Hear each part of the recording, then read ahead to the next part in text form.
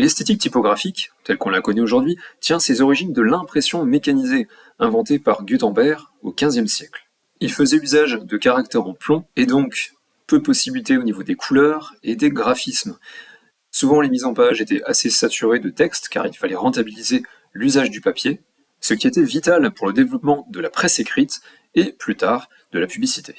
Cette esthétique particulière a inspiré notamment Paul Ascher, qui dans les années 90 a réalisé une série d'affiches pour le Public Theater de New York avec le même type de couleurs, de visuels, mais de façon plus moderne, avec l'ajout de quelques lignes qui peuvent faire écho à l'abstraction. Et de façon plus récente, Laurent Pinabel, qui pour une série de couvertures de livres, a repris des fragments de ces mêmes livres pour réaliser des visuels évocateurs du sujet de chacun. On part en Iran avec le studio Meli, qui a la particularité d'user énormément de l'esthétique typographique, ici avec la calligraphie arabe, que le studio exploite avec un usage très modéré de la couleur, à la façon de ce qui se faisait au XVe siècle, mais avec l'ajout de formes souvent abstraites. On peut éventuellement leur reprocher le manque de lisibilité de l'ensemble, mais l'impact visuel reste très fort. Un autre élément à l'impact fort dérivé de l'esthétique typographique, c'est l'étiquette. Ce label que l'on va apposer sur un produit pour le définir et montrer la marque à laquelle il appartient.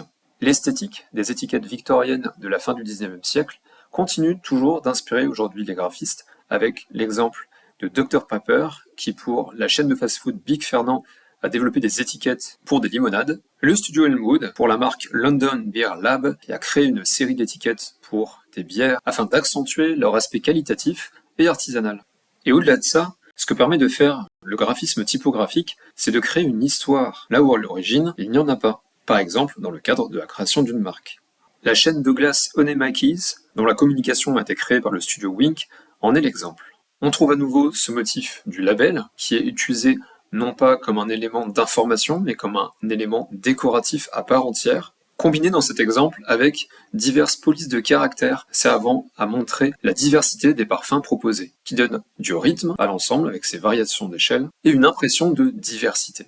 Les différents éléments iconographiques se retrouvent par la suite déclinés sur tout un ensemble de supports, que ce soit purement décoratif, pour l'espace de restauration du glacier, les tenues des employés, mais aussi Internet et les réseaux sociaux.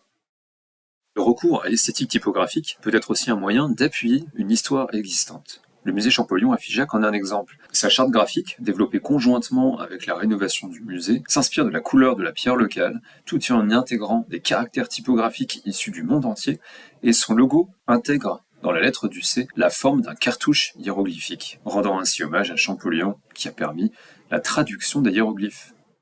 Dans le même esprit, le graphiste Pierre Janot, pour le festival Nîmes s'illustre, a développé une typographie inspirée de la Maison Carrée de Nîmes, rendant ainsi hommage au patrimoine local, avec ce motif de la colonne et de ses chapiteaux que l'on trouve sur les empattements de cette police avec sérif. Le motif de la colonne est aussi dérivé en tant qu'élément visuel fort, un symbole permettant de singulariser l'identité visuelle de l'événement. Par ailleurs, travailler l'intérieur des lettres peut être intéressant, de façon à retranscrire toute la diversité d'une marque. Comme ici cette marque de chocolat, Orbea, qui intègre à l'intérieur de ses lettres un graphisme fait main évoquant les diverses saveurs présentes dans ses tablettes.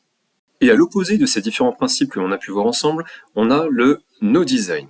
Les GAFAM sont à l'origine de ce courant esthétique qui vise à une épuration des visuels, des logos, de façon à les rendre compréhensibles et identifiables dans le monde entier.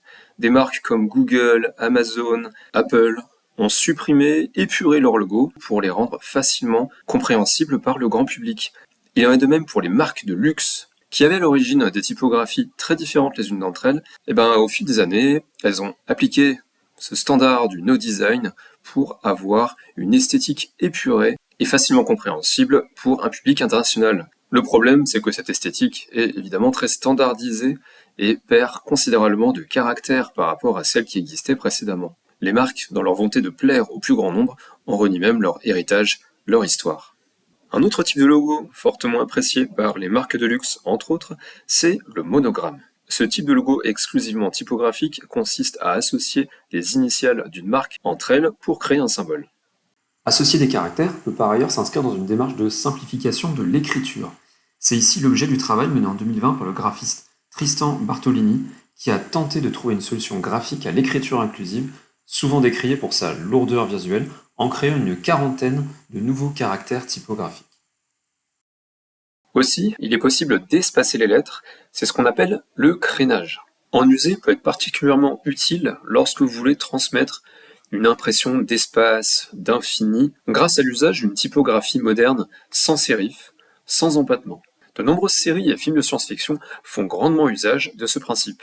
Dans le même esprit, on peut aussi déformer les lettres pour les changer en motifs, comme la marque Braun, pour laquelle le graphiste Wolfgang Schmittel a créé un logo à l'intérieur duquel il a déformé la lettre A de façon à évoquer l'un des produits phares de la marque, le rasoir.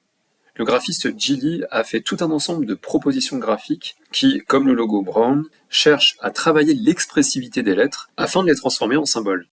Pour conclure, se servir du graphisme typographique en communication peut être utile pour deux choses principalement. D'une part, créer des jeux d'échelle, des jeux de rythme qui vont attirer le regard du consommateur, et d'autre part, on va se servir de la typographie pour véhiculer une histoire, que ce soit une histoire inventée pour asseoir la notoriété de la marque, ou à l'opposé, faire référence à la notoriété passée de la marque. C'est ce qu'on appelle aussi le storytelling. On va ainsi choisir la typographie avec soin, selon que l'on souhaite faire référence à la nostalgie, à un savoir-faire, avec une typographie victorienne, un art déco, psychédélique, ou à l'inverse partir sur une typographie très épurée pour montrer son ancrage dans la modernité. L'usage de symboles, que ce soit figuratif ou abstrait, permettent d'appuyer l'identité de l'entreprise et son activité, et ainsi de faciliter sa lisibilité par le consommateur.